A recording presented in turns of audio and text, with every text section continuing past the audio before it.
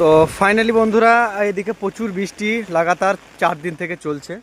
তো আর রক্ষা হলো না, শেষ রক্ষা আর হলো না, পুরো সব ভাটা ফাটা যত সমস্ত সব দিক ডুবে গেছে এবং চারি সাইডে এদিকে ঘের প্রচুর, সব ফিশারির মাছ বেরিয়ে গেছে, দেখতেই পাচ্ছ।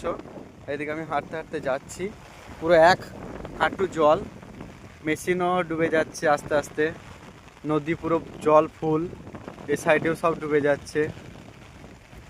আর এদিকে দেখছো আমি ছাতা নিয়ে দাঁড়িয়ে আছি, মানে এত হারে বৃষ্টি হচ্ছে যে বলার নয়।